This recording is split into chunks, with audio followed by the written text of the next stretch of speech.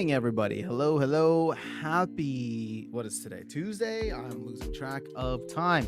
Tuesday, December 10th. It is so good to be hanging out with you guys. I know we have a little bit of a red candle day going on. Bitcoin down into the 94K range. Who's going to buy the dip? Or is the bull run over? Because you know what? Throughout the bull run, you never know when it's actually going to end, right? It looks like just a dip, but then it doesn't stop dipping for like 3 years or 2 years at that point. Maybe like 1 year. I think the best analogy that I've heard is Bitcoin takes the stairs up for 3 years and then takes the elevator down for 1 year. So, and actually, if you kind of look at it, what was it? 2021, we topped out in November and then we bottomed out by November of 2022. Something similar happened in 2017, right? I think we topped out in either December of 2017 or early 2018, and then we bottomed out by December of 2018. So, you just kind of got to hold for that 1 year, which to me, I believe is going to be 2026. But who knows? What if the cycle is accelerated now? What if we got our new all-time high before the halving this time, and now 100K is it? That's all we get. That's all she wrote. And we just go down for 2 years now. Who knows? That could be the case. But we move on forward and we shall see. So for now, let's see with Splinterlands. I don't know if you guys saw. I posted the video a little while ago, and then also the team posted this morning about the change to the overall to the upcoming voucher promo card. Now I believe the game is still in maintenance mode, so I can't even jump in. Let me double check. Yeah, okay, still in maintenance mode here, so it is what it is. We shall get in soon. But yeah, right across the board, Splinterlands is down 14%. I think a big part of that too is the fact that Hive came down, but we're not alone. Look, Cardano's down 16%. Gala Games is down 21%. And then, of course, you got your big hitters, right? ETH, Solana, BNB, all down 7 to 8%. Matic's down 15%. So at least we're kind of doing better than Matic. Ish, right? Ish. But it is what it is. So let me jump into the chat here because we have some folks coming through. Seems like people were excited. I had a lot of waiting before I jumped on live. So Harris says, what's going on, Harris? Good to see you here, buddy. It's good to see you here more often now. I think the bull run has called many people back, so I appreciate you coming through. Harris says, happy not a good day for Bitcoin day. Well, it all depends. What is your long-term plan with Bitcoin? Because as I said, anything is really a dip, right? So I'm just going to keep DCAing through, and I get more Satoshis for less than 100K. What a steal. What a steal. Okay, let's see what else we got here. Harris also says, I've recently started watching crypto channels, and I'm curious, what's the difference between trading on leverage and trading on spot? All right, well, this is not an investment channel. This is not a trading channel. But from my limited understanding, trading on leverage means that you're playing with money that you don't have, versus trading on spot is money that you have, right? So if you're going to buy like $100 of Bitcoin, then if you're gonna buy $100 of Bitcoin, then like Bitcoin goes up or down, like that $100 is yours. But leverage, and I'm not gonna explain this well because I don't touch leverage. But my understanding of it is, let's say you want to trade $100 worth of Bitcoin, but you only have $1. Well, you can do a crazy 100x leverage where you essentially put that $1 up, right? And you put that $1 up, but they're giving you like $100 worth of Bitcoin, right? So they're covering the other $99 for you. It's 100x leverage. At which point, if Bitcoin goes up, then you're doing fantastic. But if Bitcoin goes down very slightly, I believe it's like on like 100x leverage, if it goes down like 1%, you get wiped out, right? So if Bitcoin just goes down 1% on 100x leverage, I believe that's how it works. So you can see here, Bitcoin went down 3% today. So anybody who traded on leverage is getting wiped out. And in fact, I did see yesterday that there was something like several $100 million worth of leverage was wiped out, because I think we hit 100K and then everybody's like, okay, it's onward from here. And so you had a bunch of people who were leveraged long on Bitcoin and crypto, and they just got destroyed. So this is why I don't touch leverage. You just DCA in. That's all you got to do. Bolts is in the house. What's going on? Hello.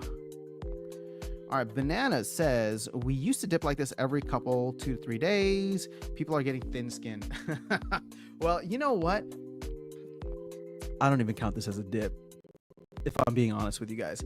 This is just Bitcoin chopping around. It's just, it moves so violently now, right? Where like a 3%, you know, or to drop from 100K to 95K is a 5% move, right? Which is wild because that's $5,000. But from where we've been operating, where Bitcoin was, you know, let's say around like 20K, a 5% move was it dropping $1,000. You get what I'm saying? So like, it's still the same percentage chop, but we're just getting, you know, we're just getting brutalized with the dollar standpoint.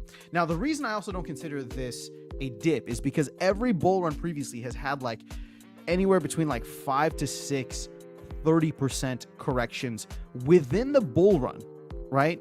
Within the bull run. And in fact, a big one that I remember just off the top of my head was the run up from December into January, right? 2020 into 2021. We went up from 20K to 40K and then dipped back down, right? From like 41 down to like 30 or 32 or something like that in the bull run, right? Which that's well, maybe that's like 25 to 30%, right? Somewhere around there. So a 30% correction from 100K would be 70K. Okay. So until we see us dropping into the 80s or into the 70s, I don't even consider that a dip. I would just consider this like we're just chopping around. It is what it is, but we're just chopping around. So if we were to go down into the 70s and 80s, I think that would be kind of wild, and I think a lot of people would get shaken out. But that's what happens every bull run. Now, the interesting thing about what's going on right now and why I think people are so bullish or remain bullish is the fact that we haven't had one of those, meaning that anytime Bitcoin does do a significant downward move, it gets eaten up like crazy. I mean, if you just watch, like I was watching the charts earlier today, it's like, okay, we hit 95 and then boom, we jump back up. We hit 94 and then we jump back up, right? Here we're in another situation. Let's see. We were at 94.9, right? We'll see if the Bears can win one here. So 94.5 now. So we'll see if the Bears can take over. Ooh, I just bought some Riot stock. It dipped low enough that my thing triggered. Not financial advice, but I'm having fun with these.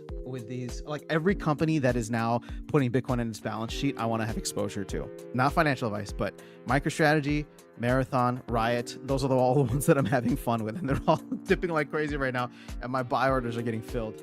So, you know, it's funny. I mentioned this a little while back because people are, what's that called? I need to find it. And I think it was Michael Saylor who said this. But everybody's like, oh, okay, like what coins are you in, right? What memes, or AI games, stuff like that. Like, I actually have very little interest in playing like the crypto casino right now, because the crypto casino has in many ways taken over like traditional finance, right? When you look at not just the spot products for like MicroStrategy and then, you know, all these other Bitcoin based or Bitcoin adjacent companies, their derivatives on top of them are crazy, right? The options game is crazy. And so all of a sudden that allows like everybody in traditional finance and in Wall Street to start playing like crypto degens without ever having to like bother with a Coinbase account or bother with private wallets or stuff like that. Their money is already in, you know, in Wall Street and in traditional finance. So that's why like I haven't been as crazy about like, oh, okay, there's a bunch of like shit coins here and I just need to like figure out which one. It's just like, I can play all my degen games with all these Bitcoin based companies, which at the end of the day, that makes me happier because holding them for the long term, I don't mind, because like if any company's adopting a Bitcoin strategy, I would much rather be holding them than trying to do some research on some random gaming or AI company and be like, all right, yeah, let me buy a little bit now. And then I need to figure out when to sell, right? All that stuff. For now, like I'm having much more fun in the traditional finance degen game that's based around Bitcoin. Okay, Sorry, that was very, very long-winded and not even relevant to your question. But Harris says, for as long as it doesn't go down to 80K, I am okay with that. All right, well, you better be prepared, my friend. You better be prepared for those big old dips that we've been accustomed to in the past. Now, if it doesn't happen, as I was saying, that would probably be quite a bullish sign. But then we don't really know how far along in the bull run we are if we never get one. Brandon's in the house. Let's go. Harris says, I come here for the financial advice and maybe some updates on Splinterlands. Oh gosh. Well, we'll stay away from the financial stuff now. Just know that I'm playing in the Wall Street casino rather than the crypto casino this bull run. Yes, that crypto person also said he doesn't play leverage, just spot. Thank you. Best finance channel ever. Well, I mean, guys, so the only financial advice that I would give to you, that I would feel comfortable giving, that I give to like family and friends, is dollar cost average into Bitcoin. It is a savings tool, it is an inflation hedge, and it has a tremendous amount of upside, and you can see the adoption happening at the corporate level, at the financial institution level, and at the nation state level. So yeah, that's the, like, don't go degen, don't take out leverage, don't take out a loan to go buy some Bitcoin, don't throw your life savings in. All right, just convert a little bit every single day. I had my one of my younger cousins, right? I was explaining this to her. So 2 years ago, 2 or 3 years ago, something like this, I told her, so I'm going to give you an example, right? I told her, and she makes, decent money. So she was looking for ways to invest. And so I was like, all right, the only thing I'm going to tell you, and this is when Bitcoin was like, we were in a bear market. I was like, $5 a week, $10 a week, set up your account, right? Automatically buy some Bitcoin. And so I saw her over Thanksgiving this past month. And obviously Bitcoin was like, doing pretty well. So she was super excited. She's like, yeah, this is kind of crazy. So she showed me her account, right? And she's buying on Robinhood, which again, it doesn't matter. I'm just saying, get some exposure to it. I'll have to teach. See, the next thing I'm gonna have to teach her is self-custody, which we talked about. But, she showed me her like Robinhood account, which shows nice, like, okay, your average price and blah, blah, blah and all that. And basically she told me over the last couple of years, she's just been doing the $5, $10 a week. And then anytime she sees or gets extra money, or she sees that Bitcoin is down, she'll buy a little extra. So all in all, over the course of 2 years, right, she pulled out her thing, and then she didn't know how to like check the metrics. And I was like, okay, let's go through this and like actually see how things are going for you so far with this investment. And she had put in maybe like around $1,400 over the past couple of years, right? And this is just with like $5-10 every week, and then if she gets like a bonus or she gets extra, she'll throw it in, like $1,400, and that today is worth $5,000, right? Or almost $5,000, which is like 3x, 3.5x. And she couldn't believe it when I showed her the numbers. She's like, "What? This is crazy." And I was like, "Yeah." I'm like, and all you did was put in, money, like a cup of coffee every week, or a couple cups of coffee every week. And so of course now she's like orange pilled. Now she's like, why wasn't I putting more? And she's like upset with me. She's like, why didn't you tell me to put more? I'm like, well, that's like, you need to go and do your research and figure out like what kind of allocation you want to Bitcoin. I don't even look at Bitcoin as an investment anymore. I look at it as just like, this is the hardest asset in the world, and I just want to keep on dollar cost averaging into it. But now that sent her down the orange pill, where she's like trying to learn more about it. And I couldn't be a more prouder kind of older brother, older cousin type of situation. I'm like, yes, got another one, let's go. All right, Monster Inc, what is going on? I'm holding, not chasing the bottom, never ends good, but that's me. Yeah, man, I mean, like I said, just DCA for me. That's it about Bitcoin. When it comes to the game though, Splinterlands, like I said, I'm of course I look at everything for like potential yield, but that's not even like because I'm trying to sell out or whatever. Yes, I take my ice cream money, which has been traditionally vouchers, so that's been nice. Although, hey, we need to talk about that, the changes to the voucher promo card. I'm sorry, I completely forgot about that. If anybody has any comments or thoughts, let's dive straight into that.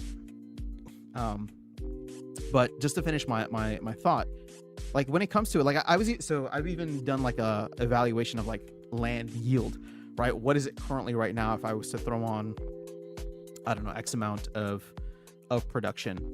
And the number that I came up with based on the prices of things right now, is about like 4% yield, which is quite low for land, but also I don't have to do anything for it. I just have to like log in once a week. And so part of me was like, oh, well, that's interesting, because I think that land is kind of at a low right now when it comes to the resources that it's producing. So 4% is not, I mean, it's not amazing, but it's also not like absolutely terrible. And the buying is low, right? It's like, hold on, let me see here. I have a different thing.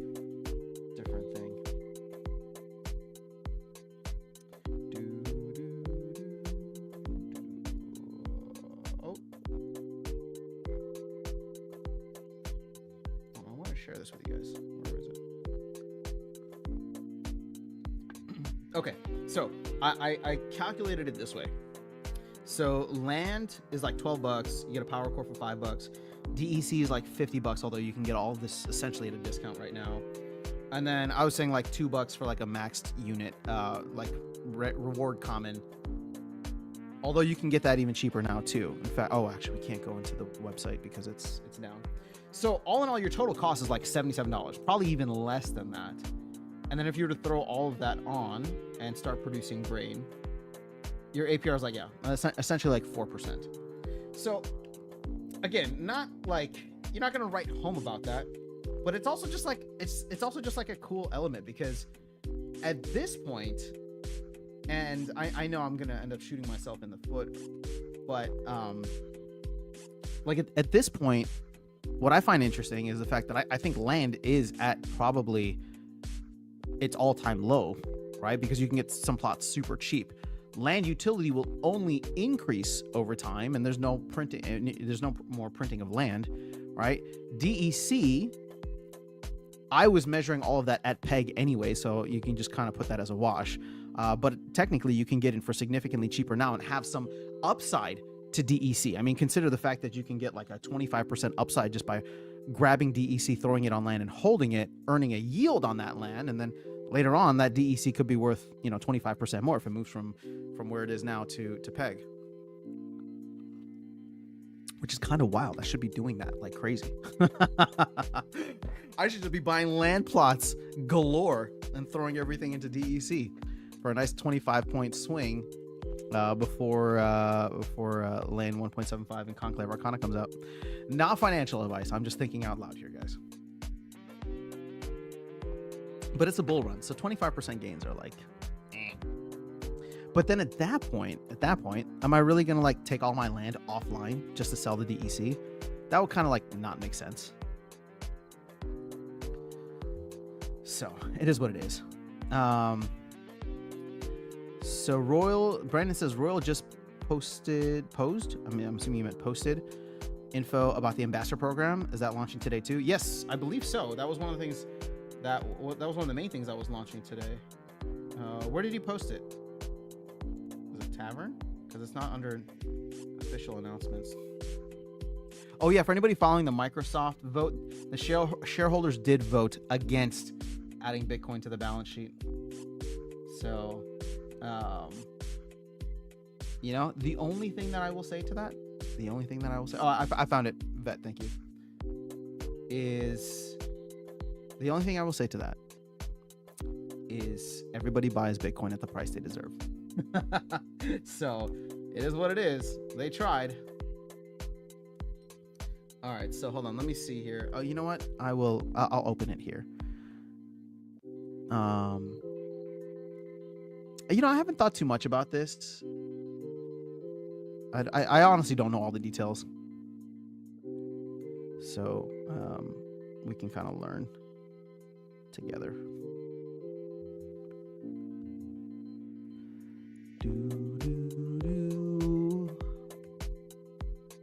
Okay.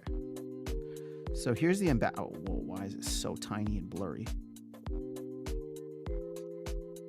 Okay, it's not tiny anymore, but it's still blurry. Oh, it's so difficult to read. It's clear in Discord. All right. Well, I'm sorry. I'm going to read it off the other screen, but at least you guys will be able to follow along, maybe. All right. So the first part says, turn your influence into income. Oh, I like that. Let's do it. Going the whole influencer route here. Love Splinterlands? Now you can earn rewards for sharing that passion. As an ambassador, everyone you bring into the game becomes a source of ongoing rewards. Every time they buy, rent, and battle, you earn forever. I mean, I'm not gonna lie, that actually sounds pretty good.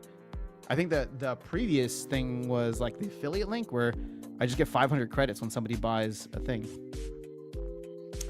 All right, then start earning instantly is the next thing down.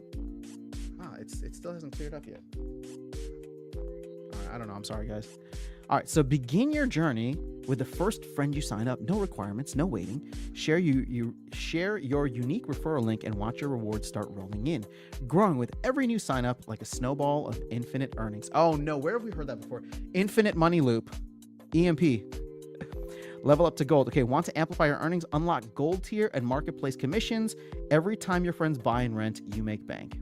Vonak. Together we rise. Turn your gaming connections into real rewards. Your network is worth more than you think. Become an ambassador and start capitalizing on it today. Cool. I love it, man. You know what? This is all like value add in my opinion. And it's not even for me, right? Now everybody out there is going to become an evangelist because it's like, hey, let me sign up all of my friends for this. So I just want to say, for anybody that has used my affiliate link in the past, I appreciate you. Thank you so much for that. And if you are planning to open up a new account or an alt or whatever it is, and you would consider supporting the channel by using whatever the new upcoming ambassador link is, I would appreciate that too. But there's no, I'm not going to hold anybody to that. I think if you want to go out there and sign people up and use your own thing, go for it, man. That gets everybody way more buy-in into the system, which I think is awesome. So that's that ambassador program, looking sexy. Let's jump back into the chat, shall we? Okay. Brandon says he mentioned maintenance longer than usual. Lots to deploy. I mean, they made that last minute change to the card, so I wonder if that has something to do with it. All right, so Monsters Inc. says, reading X, Microsoft shareholders vote against Bitcoin investment proposal. Yeah, I saw that. So Vlogging says, if you had to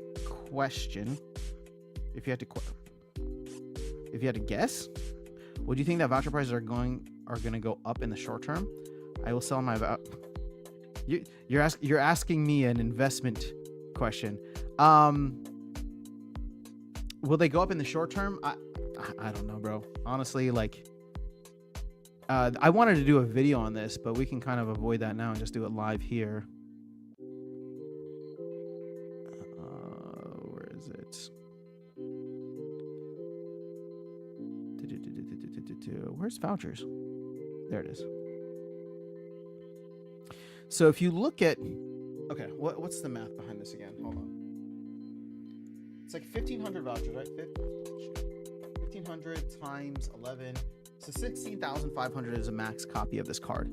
So when you look at who has vouchers out there, who has at least 16,000 vouchers, you can see that the top, I think it's 100 accounts, maybe a little bit more. Yeah, so like, we'll just say like the top 107 accounts or so have enough to buy a maxed copy outright. So the question then becomes, okay, if they're buying,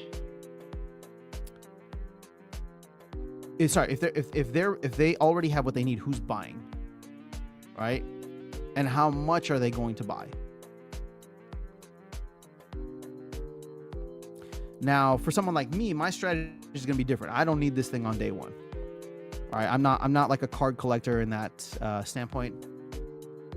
So I would say, I don't know. I mean, I'm sure there's going to be people out there who don't have the vouchers that will need to. So I think that there is going to be buy pressure. I just, I don't know. I mean, there's still so many vouchers out there. Now, the thing is, I stopped selling mine once we dipped all the way down to like the 0.7 range or whatever it was, right? 0.007, which was, I don't know, somewhere around there. Because I was like, okay, like Mana Warden is now boring. Nobody wants it. And everybody's just waiting for the next thing. So I amassed, I don't know, it was like 1,000 or so vouchers. With the intention of like, okay, I'm going to sell it once we get to the point where the next card is out. When the announcement dropped yesterday, and I was like, okay, this is a decent card, I'm just going to sell. Could it go up higher from here? Sure, it can, but I'm not I'm not like too worried about that, because in the end, I'm probably going to go for a level 2. And my hope is that the people chasing, like, here's the thing, the people that are chasing gold foils have to buy 25, which is like wild. Hold on.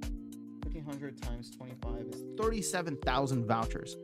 So they will need 37,500 vouchers.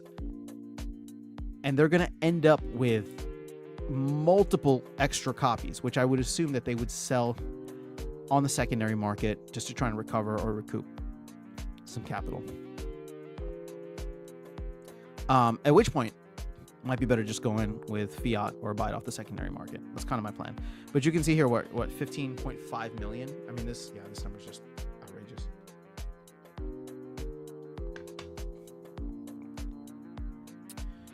All right, so vlogging, or Brandon says, why you sell your vouchers now? I sold mine yesterday. All right, you can see clear ambassador program from the map server. It's on there. Oh, thank you. We'll jump into the maps later, but thank you. All right, so I sell vouchers because the cards are not very impressive. I don't know, man. This one, they really bumped it up. Here's the thing. So yes, it did get nerfed in lower leagues, but the 4 mana is so much better. In fact, I even mentioned that last night, where I was just like, oh, 5 mana is cool, but like 4 mana just opens up a world of possibilities. Because like Little League, I feel like I get it all the time, and I don't know, but I just like evens better than odds. So Brian says, you don't like this one even after the reduction. Check Joey's discussion of the card for playtesting. Talked about in Card Collector's channel. Crazy good. Yeah, I can imagine. Again, at 4 mana, this thing is outrageous. That 1 mana makes so much difference, in my opinion.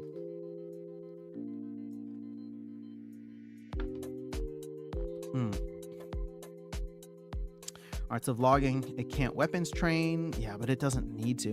I mean, that rebirth is going to be huge.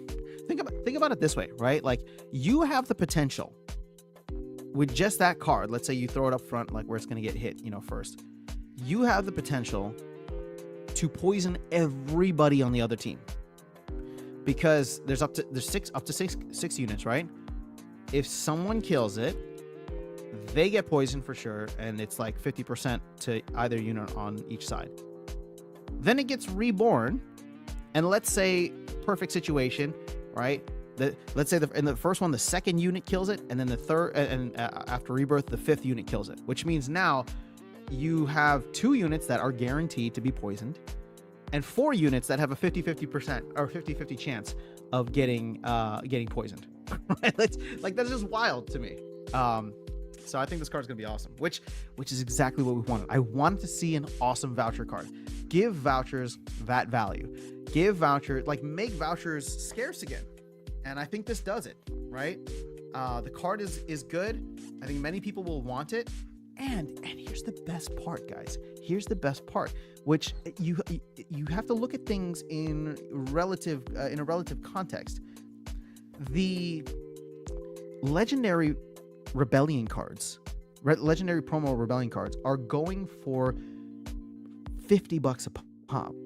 Here is another promo card. Oh gosh, hold on, my computer's gonna die. How does the power not work?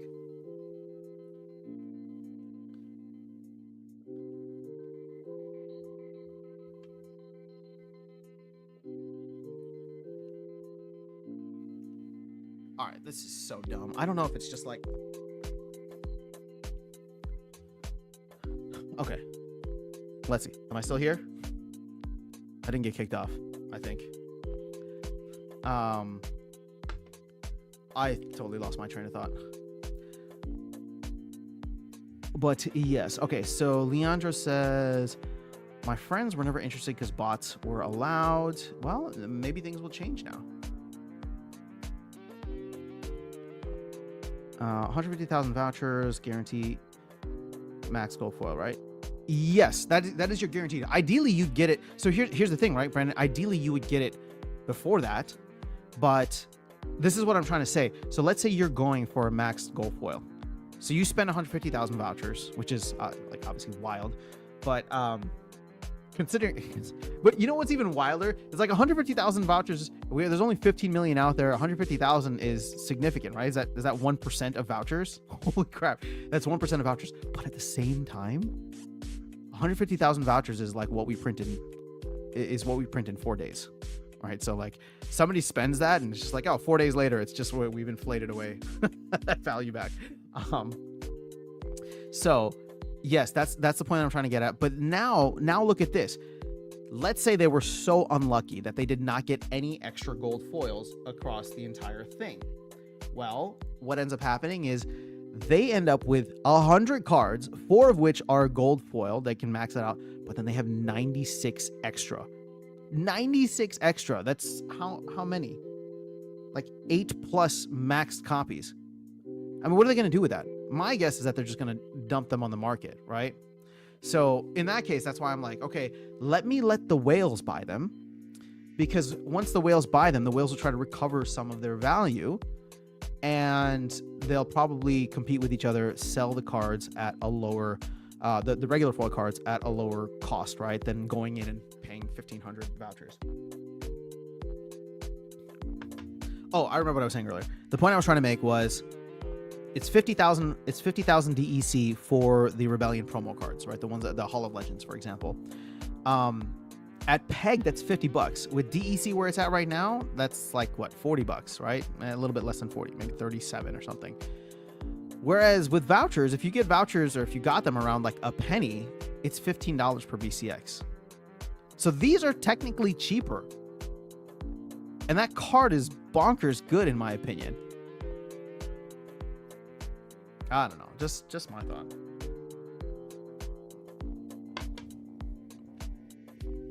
Brazen Blake, what's going on? Oh, we got more people on Twitch. 3X, didn't pay your bills? No, I paid them. I just have this old laptop and apparently an old power strip. I don't know. I don't know which one it is, but they don't like each other when I plug them in. Seems like they any like little movement, they just get bounced around and unplugged. And then I don't get a notification unless I'm looking at it. I don't get a notification until like it's like, oh, you're in low power mode. And then my computer's so old that like low power mode doesn't mean like, okay, now we're gonna be in low power for like a little bit. It's like low power and then boom, it's done. As witnessed during I think a recent live stream where I started the live stream and within 30 seconds I was off. So it is what it is. But hey, you know what? Bull Run might change that. Let's see if I can do well on some of these MicroStrategy options. MicroStrategy, and then take some of that and buy a new laptop.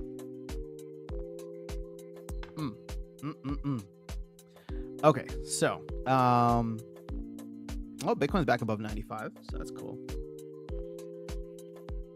No, never mind, down to 94. Oh man, this thing is wild. Hold on, I just because I'm so obsessed with this stuff, I just want to see. I want to see them fighting in the background.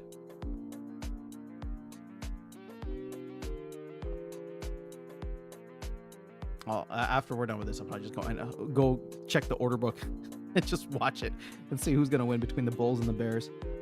But we've been, I mean, yeah, it's you know, it's chop, man. It's just chop.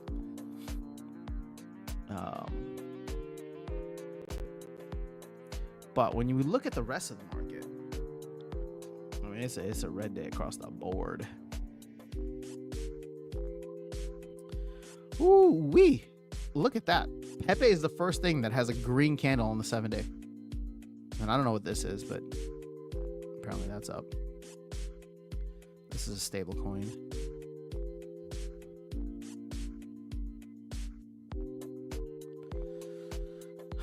Stable coin. Mantle. This thing is still at 30% on the week. BitGet.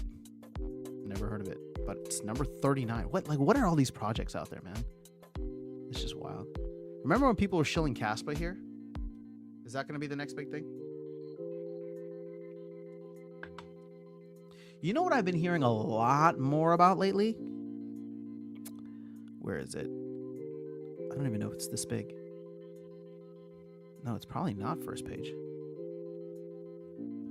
Zcash. Now, just to be very clear, I own, oh yeah, it's only 800 million. I own 0 Zcash. I'm not telling anybody to buy it. But I heard, I don't know, I was recently like listening to some like, they're not even like crypto folks, but just like, I don't know, influencers that I follow on like more macro and other stuff that started talking about Zcash. And I was like, wait a second, why are you talking about Zcash? What's going on here? But I like the fact, so the thing is, it's not decentralized the way that Bitcoin is, but it does have that 21 million. And I think it offers that privacy, right? But then how is that different from like Monero? And I'm not even up to date on what's going on with Monero either.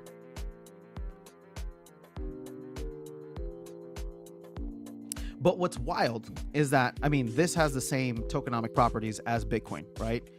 21 million supply. I don't know what like the halving schedule, whatever, but like, you know, they're well over 50%. I mean, they're probably close to like 75, 80% in terms of supply that's currently circulating. And so if they end up being the cash, right? The silver to Bitcoin's gold. And I've heard that narrative so many times, right? In 2017, it was Litecoin. And then what was the other one? Oh, I mentioned Monero.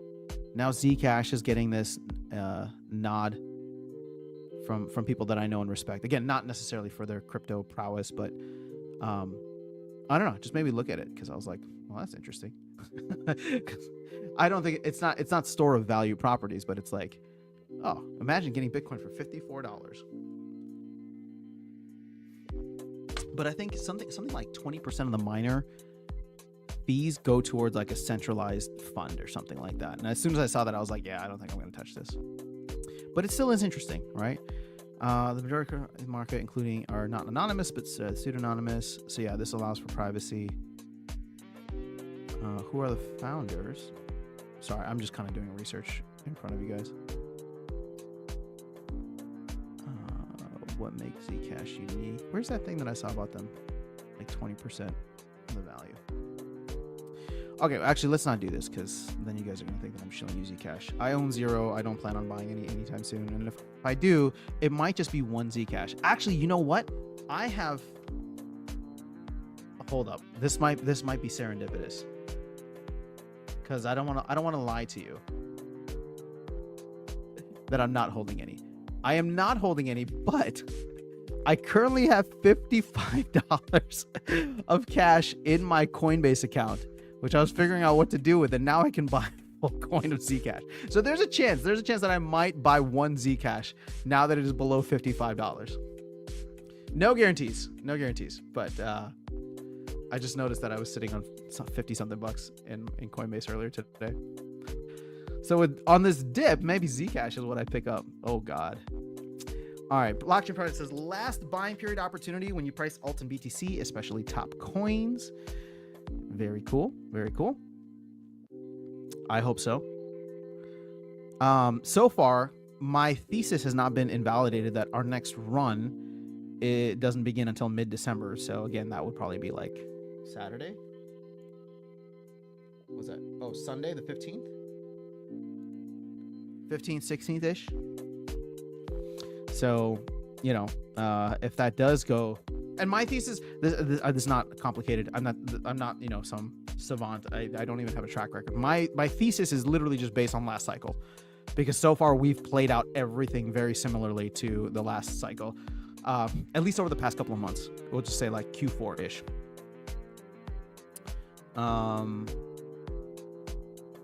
Summer was different, and the fact that we crossed new all-time high previous to the or before the halving was odd.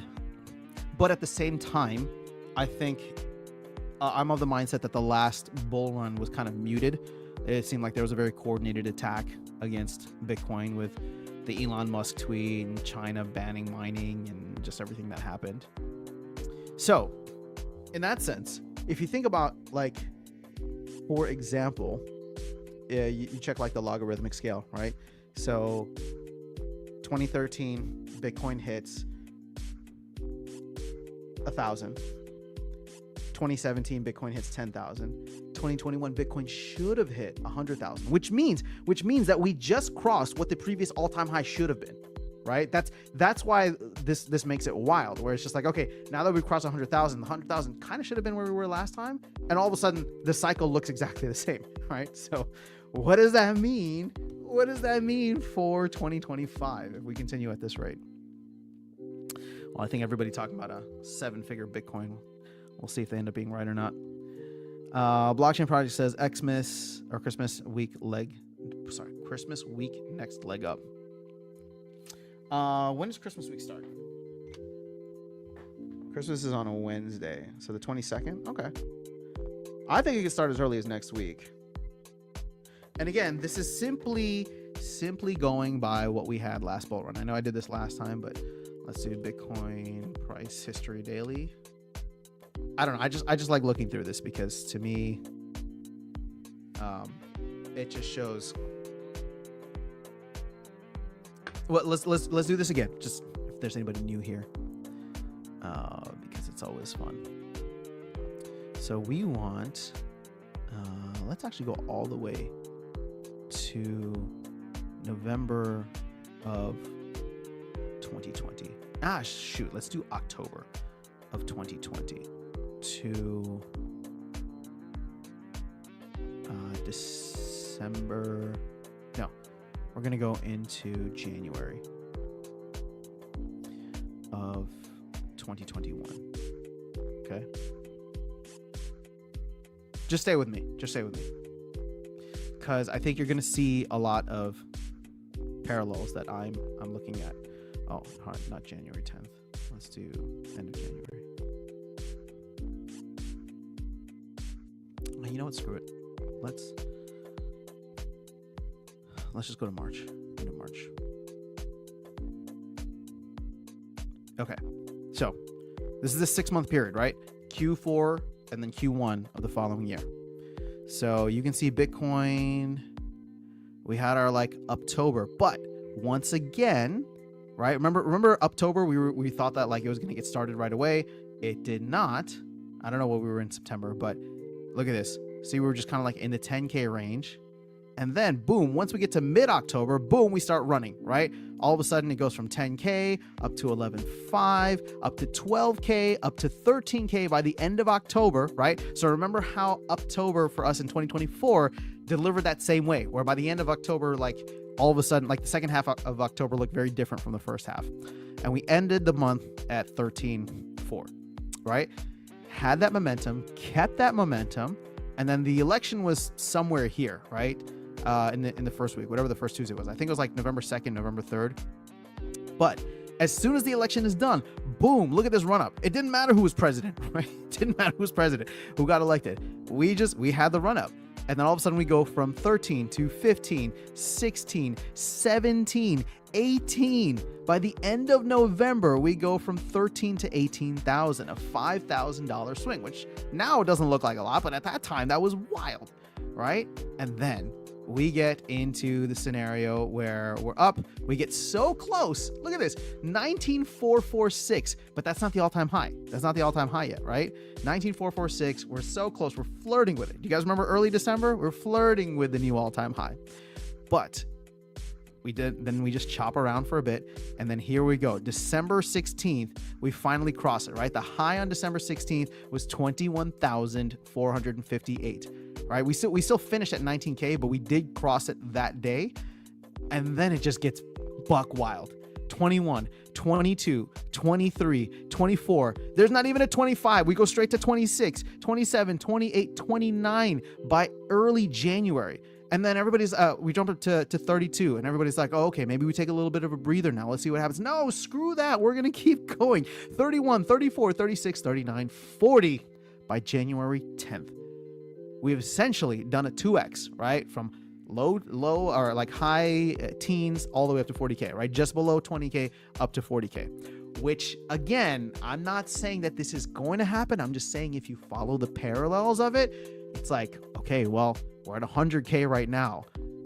A lot of people that I've seen are calling for a 200K Bitcoin by January, right? And Plan B was the one who's saying like, and he's been spot on so far, where he was saying 70K by October, 100K by November, when we got to like 99 something, right? And then 150K in December, 200K in January, and then he's saying 150K again in February, right? Like we're going to take a massive 25% correction, which again, that's just kind of following what we did here. Look at this. In January, we hit 40K. I think it was actually a little bit higher than 40K, but then we come all the way down into the 30s, and we just chop around the 30s for a bit, all the way down to 30,800, right? In January. And then look at this. We're just chopping for like an entire month from that January 10th high. And then all of a sudden, boom, a month later, February 10th rolls around, or February 9th, February 8th rolls around, boom, we jump all the way up to 46K. And then we're off to the races. 46, 47, 48, 49, 52, 55, 56, right? Late February into March. Then we have a little cool off here, early March. And then March, we do it all again, up into the 60s. March 14th is 61K, right? Then we cool off a little bit. I don't know. I'm just saying the parallels, you know, the parallels, at least for the first, you know, for Q4 are very, very oddly like similar, which is why every time people are like, this time is different, I was like, no, it's not. Like they're all the same, man. Every cycle's the same. We're going to have a crazy run up, maybe even a super high run up this time, but we're still going to get a crash. Right? Like it's just going to be outrageous. But, and, you know, I think that corporations and nation states and financial institutions will paper hand take profit in the same way that people do. Because guess what? All of these big entities are made up of just people with the same kind of, you know, paper lettuce hands that we all have. Unless they're true like Bitcoin, you know, maxis that buy and hold forever. So I don't know. You guys tell me. I find this fascinating. And again, you know, past returns are not guaranteeing future performance, but I would say that, you know, October through December so far, through like, you know, mid-December almost, has been so eerily like it's like an echo of what happened. And here we are, like, what's the date? December 10th, right? So here we are, like, you know, all-time high was like 20K. We hadn't crossed that yet. Obviously we crossed now, but it's like, look at this. This is a 10% move, right? To go down to 18K by December 12th is a 10% move from what the previous all-time high was, which was around 20K. So if you just consider like, okay, 100K was like the all-time high, right? A 10% move would be us going down to $90,000 by December 12th, which is in 2 days. And guess what direction we're moving in right now? It's weird to me and cool, especially if it lines up like a freaking carbon copy 2 or 4 years later.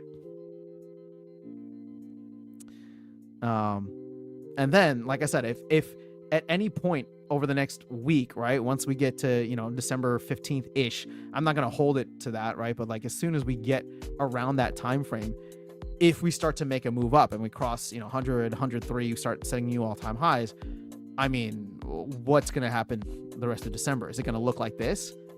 Where we do basically a 50% move in the month from 20K almost up to 30K? Oh, wait, that kind of sounds like 100K up to 150K. Yeah. I don't know. Maybe. All I know is I'm stacking sats, man. I'm just stacking some sats. All right, looking at this chart makes me a little too bullish. So let's look at something that is depressing. Splinterlands. Let's do that. I'm just kidding. They're still not done with maintenance. Hold on, let me check. Where is it? Oh, still maintenance mode.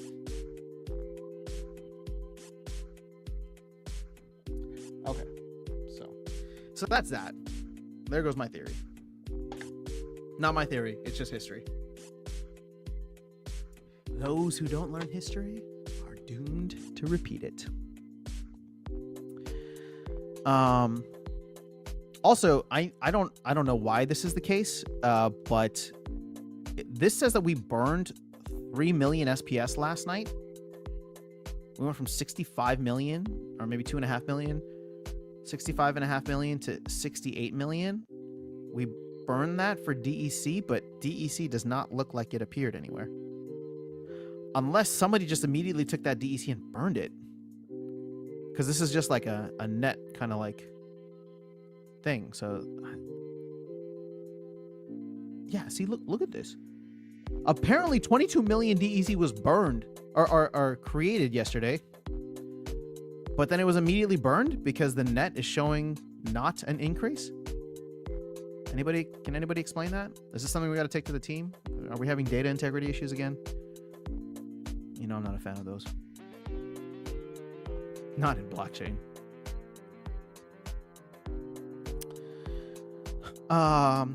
What else we got? How long have I been? Oh my God! Wait, I've been on for. Oh shoot! Oh, I thought I started at 11 o'clock. I was like, has it been over an hour already? All right, I still have some time. We've only been on for 51 minutes, but that's okay. All right, let me go back to the chat. Blockchain Project says, are you doing the BTC to ETH trade? I assume you mean, am I selling BTC for ETH? No, I'm not buying. I'm not touching ETH. I have some ETH. I'm just going to let that thing ride. And no, I would not sell my Bitcoin for ETH. I know people are going to try and trade this and try to make more money, and there's opportunity there. You do you. I'm not selling my Bitcoin, and definitely not for ETH. But I wish you well. I hope you make a ton of money. So Luke says, what's up? Good to see you here, Luke. So Vlogging says, I think that many who speak about super cycles are just pumping their coins. The concept makes no sense. People want to get wealthy and it happens by selling. The super cycle makes no sense. Yeah, well, I mean, I hear that a lot. The thing is, I'll even hear super cycle from Bitcoin maxis. In fact, I think it came from Bitcoin maxis, which is why it's like, you know, like I get it. There's like this idea of hyper Bitcoinization that happens, and we thought that it was going to happen last cycle because like, oh, MicroStrategy started buying, then Tesla bought, and it's like, okay, well, you know, if these two companies have started, like they, you know, things might get a little crazy. But it didn't, right? And then El Salvador bought too. That was by September of that year. So, you know, we thought that it was going to get crazy, but it didn't. Now here we are in the same situation, right? Again, I guess not the same exact situation, but the same sentiment where it's like, okay, BlackRock has adopted it. Fidelity has adopted it. More nation states are doing it. More MicroStrategy type of, or more companies are following the MicroStrategy playbook, especially a lot of the Bitcoin miners. And then you have like other companies like MetaPlanet in Japan. All of these companies are kind of like doing the same thing. You have the US talking about a strategic Bitcoin reserve. Now Russia's talking about a strategic Bitcoin reserve. You have countries like Bhutan mining it, other countries that are buying it, or what, not buying, but, you know, just like mining it or holding it or whatever the case is. So, yeah, there's a lot of bullish stuff. But is this the cycle that you get like mainstream adoption where like every country is jumping on board? I don't know. And if I'm being honest, I don't think so. I think it's like a lot more people get it today than they did 4 years ago. There's no doubt about that. It's made way more progress. I'm talking about Bitcoin specifically, right? It's made way more progress. And, you know, we've removed a lot of the regulatory hurdles, hopefully, with the new administration coming in. So that's a good thing, right? But is this the time that everybody's gonna adopt it? I don't know. And my guess is that everybody who gets like super bullish about this stuff is like, I get it. There's a lot to look forward to, but at some point, like the music is going to stop. There will be, you know, we got good liquidity coming in now, but at some point, like the liquidity will dry up and start to get taken out. And many people will be caught with their pants down, right? And not just people, but countries, institutions, whatever. You know, there's something, just kind of looking at the macro side of this. One interesting insight that I heard recently was there are probably a lot of like zombie companies out there. And by zombie companies, I'm talking about like ones that shouldn't be around, shouldn't have survived, right? But maybe they got massive amounts of like stimulus and PPP loans or whatever.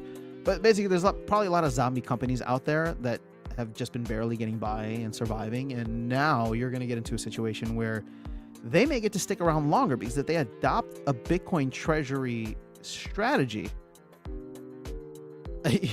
like all of a sudden, like they become financially stable and successful in the long run, right? But my guess is, right, we end up seeing maybe more of that happen, especially with a lot of companies that need to do it, right? The whole like zombie company element, where all of a sudden, let's say we get to the cycle top. I don't know what Bitcoin will be at cycle top, but like, let's say Bitcoin's super high. And all of a sudden, every company's looking at this. And this is why I'm saying, like, companies are just people. They're just made up of people making decisions as a unit. But the same kind of emotions, the same kind of whatever. And so therefore you get into a position where like next October, next November, you're going to get a ton of these potentially zombie companies who are like, hey, look at Bitcoin. This thing is going wild. It's run up from, 100K to XK, whatever it is. And we need to, like everybody else is jumping into this. We should probably do the same. Let's take on some debt, right? Like MicroStrategy and Marathon and Riot and all these. Let's go and buy some Bitcoin, and this will help us in the long run. But these companies aren't designed to survive. Like they're not in a position where they're going to survive long term, meaning that if you're going to buy this, you don't want to be in a position where you have to sell within 4 years or 5 years, right? So my guess is that second half of this year, you're going to get a bunch of zombie companies that end up buying these, buying Bitcoin, putting on their balance sheet, using debt potentially, right? And then the music stops in October, November, whenever it is. Music stops, Bitcoin goes down, and all of a sudden they are down even worse, right? And so now these companies are going belly up, and their Bitcoin strategy is blamed as being the thing that made them go belly up. And all of a sudden the sentiment around Bitcoin changes. 2026 rolls around. It's just like, oh yeah, Bitcoin blew up the economy. And then you get, the people who want to politicize that say like, oh, well, if this administration had never done this with Bitcoin, we never would have gotten into this situation. You get this little back and forth, which all this sucks, right? I don't want that to happen. Bitcoin should be politically neutral. But this is my like worst case scenario for heading into like the next election, because now all of a sudden, you get not just people, but then the companies that people were either employed with or the companies that they used to buy things from that all went belly up, right? All these like zombie companies. And so you get a lot of people who are really charged up negatively against Bitcoin. And they come in and, they make their voices heard in voting, and we potentially get into a situation where the 2026 cycle, 2026 election, right? And then the 2028 election look very different, because of the fact that people are now saying, hey, yeah, maybe we need to put the reins on this Bitcoin thing. It's blown up so many companies, right? We need all those regulations back. Put Gary Gensler back in front of at the head of the SEC, or somebody like him, or somebody worse, right? That is my like doomsday kind of scenario for what happens over the next couple of years. Hopefully that doesn't. Hopefully that doesn't. But I don't know. Crazier things have happened. All right, Enigma Code, what's going on? Good to see you guys. All right, so yeah, I think I've ranted about Bitcoin macro and stuff. You guys are still here, so thanks for sticking around. We're back above 95K, so that's a good sign. Anything else you guys want to discuss? I don't know that I'll be able to make it to the end of maintenance, if I'm being honest, because, I still have some time, but looks like we're still in maintenance.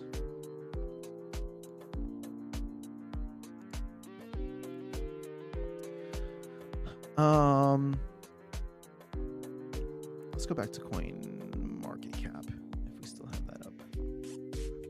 Close out of that.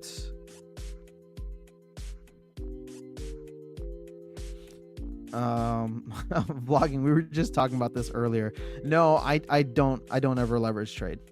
So that to me is just too, like, Bitcoin crypto is too volatile for me to like jump in. I'm very simple. I buy and hold. I have made trades, don't get me wrong, but never wrong on leverage. All right. So, oh wait, that's not what I want to look at. I wanted to look at gaming. How's the gaming sector look? Since that is relevant for Splinterlands. Yeah, Yeah, I mean, look at that. 16%, down 20%, 20%, 20%. What is baby Dogecoin? That looks like it's going to be something. GMT is down. Oh, I should check back in on Steppen. Still have some sneakers. Wilder World is up big at only $250 million market cap. Isn't that interesting?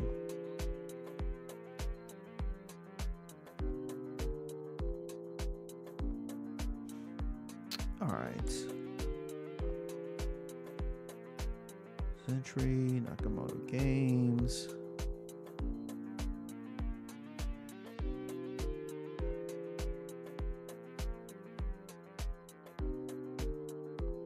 Ooh, Carrot's down as well. This is one I've been wanting to get into. Oh, now I have decisions. Do I spend the $55 on Zcash or the $55 on Carrot? Decisions. I haven't jumped into my Pet Hooligan in a long time. I think I still have it on my computer. MemeFi. All right.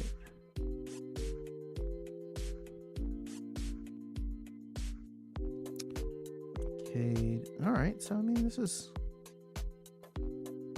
interesting. Oh, there's a GameStop token? Is this real?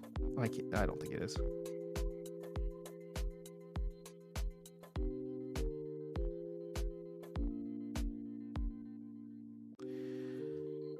Interesting. Okay. Well, we're probably not still at 17 million anymore. What are we, 15? 14.9, and we'll just say 15 million. But we did cross 1.6 billion SPS in circulation. God, that is high. Yeah, see, something doesn't add up here. How do we burn 3 million tokens? Did not add any DEC, and then our supply did not drop back down below 1.6 billion. Something awkward happened there.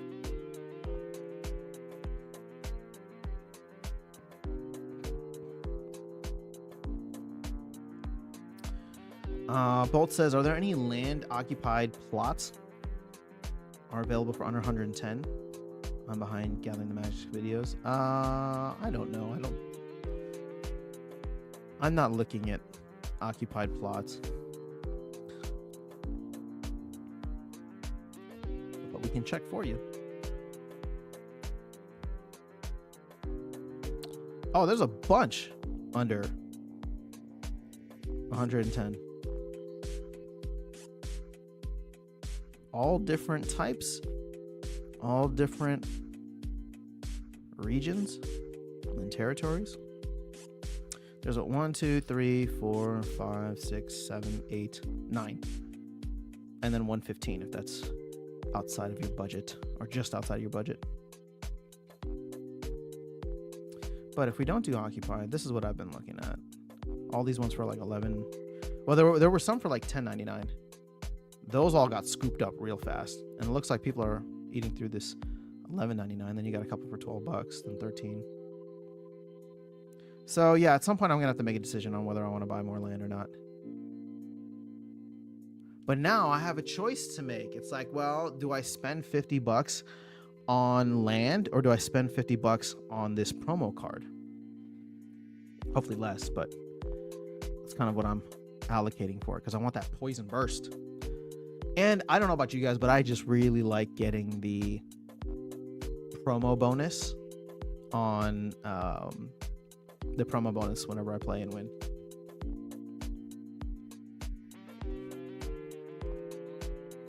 So no problem, Bolts. All good. Okay, well, you know what? Let's go ahead and wrap up here. Sorry I couldn't wait until things were completed. But, you know, it's a red candle day. Go out and touch some grass. Have, you know, get some fresh air. Or buy the dip. I don't know if you think it's a good dip. And we'll check in later. I'm very curious to see how this promo card ends up going. So just for us to remember, we're at 15.5 million vouchers. So I would love to see this get wiped out quickly. I don't know what we go down to. I think the lowest that we hit might have been like just under 12 million or so. I can't remember. Maybe I'll go back to, you know what? That's what I'll do. I'll go back to some of those older videos from right around the time Mana Warden launched. But keep in mind, hold on. Yeah, there was an issue where the team minted a bunch of extra vouchers, and I don't know that they ever did anything with that. Yeah, see, look, this number still looks the same. So there's like 1.1 million vouchers that the team was supposed to be like buying back. But I don't know if they ever did that. And if I was a team right now and you're tight on cash, I would wait until things improve a little bit.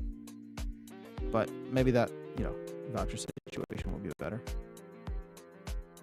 Because at some point, I would expect these to go sub 1 penny again if appetite for Ulfka is not as high as we're expecting. Or even if it is as high, then, vouchers are always going to be something that in my opinion, like, until and unless there's like an ongoing use case for them.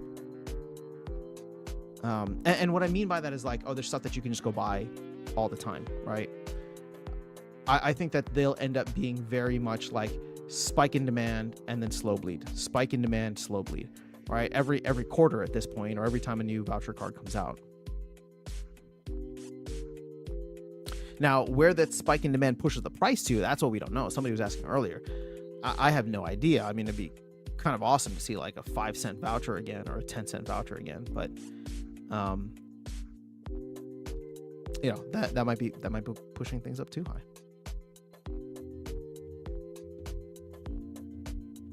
But can you imagine, feeling bullish for a moment, if we were to double the player base, right? Instead of like 1,000 people here, 2,000 people here, we get 4,000 people here, all of which who want 1 or 2 BCX of these cards, right? And are willing to pay $15 a BCX or $30 a BCX, right? That would be a 2-cent voucher, or $45 a BCX, 3-cent voucher.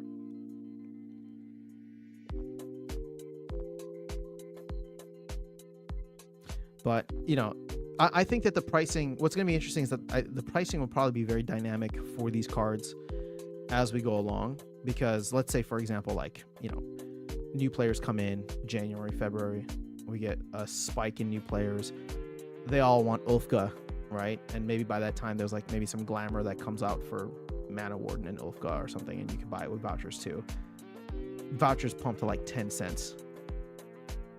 At that point, it's like, okay, well, the next card that comes out in March, we can't really sell it for like 1,500 vouchers, right? Because then at that point, it's like $150 per BCX. Nobody's buying that. So I think this is going to be something the team is just going to have to stay on top of and potentially chase around a bit. But we'll see. We shall see. All right, 12:40. We've been live for, hour and 8 minutes. I think that's good. Hopefully I was able to make your maintenance a little bit more entertaining for the time being. We'll see. I need to find a time to jump on and do a parallel live stream, so keep an eye out for that. And then I still want to do that shooting game as well, off the grid. I'll have to figure out a time for that too. And I need to figure out what I'm going to do with computers, consoles, all that. But I'm just going to keep complaining about it. All right, guys, have an amazing rest of your day, night, whatever time it is. Enjoy the promo card when it comes out. And hopefully next time I see you, we'll get some green candles in the mix. But that's all I got. Peace.